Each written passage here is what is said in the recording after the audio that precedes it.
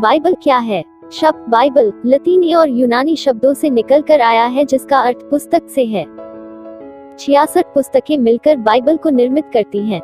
इसमें व्यवस्था की पुस्तकें जैसे कि लेव्य व्यवस्था और व्यवस्था विवरण, ऐतिहासिक पुस्तकें जैसे कि एजरा और प्रेरितों के काम, काव्य साहित्य संबंधी पुस्तकें जैसे कि भजन संहिता और सभोपदेशक, भविष्यवाणियों की पुस्तकें जैसे कि यशायाह और प्रकाशित वाक्य, जीवनी संबंधी पुस्तकें जैसे कि मत्ती और यूहन्ना, पत्रियां, औपचारिक पत्र जैसे कि तीतुस और इब्रानियों इत्यादि सम्मिलित हैं।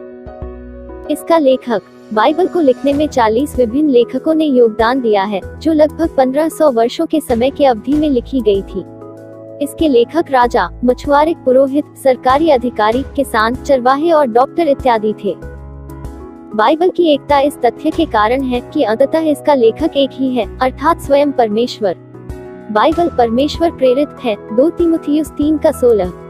मानवीय लेखकों ने सटीकता के साथ केवल वही लिखा जिसे परमेश्वर उनसे चाहता था कि वे लिखें, और इसका परिणाम यह हुआ कि यह परमेश्वर का सिद्ध और पवित्र वचन है। भजन संहिता 12:6, 2 पत्रस 1:21।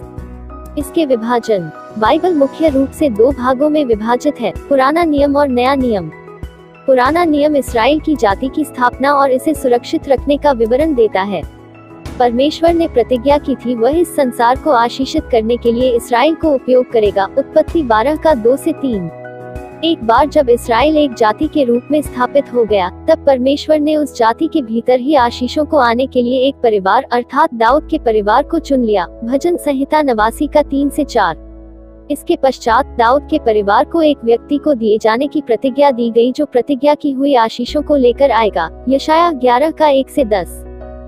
नया नियम इस प्रतिज्ञा किए हुए व्यक्ति के आगमन के बारे में वर्णन सहित व्याख्या करता है। उसका नाम यीशु था और वह पुराने नियम की भविष्यवाणियों को पूरी करता है जब वह एक सिद्ध जीवन को यापन करता, उद्धारकर्ता बनने के लिए मर जाता और मृतकों में से जी उठता है। बाइबल की रोचक बातें। नंबर 1, बाइबल विश्व में सबसे अधिक पढ़ी जाने वाली धर्म ग्रंथ है। इसकी 500 करोड़ कॉपियां बिक चुकी है।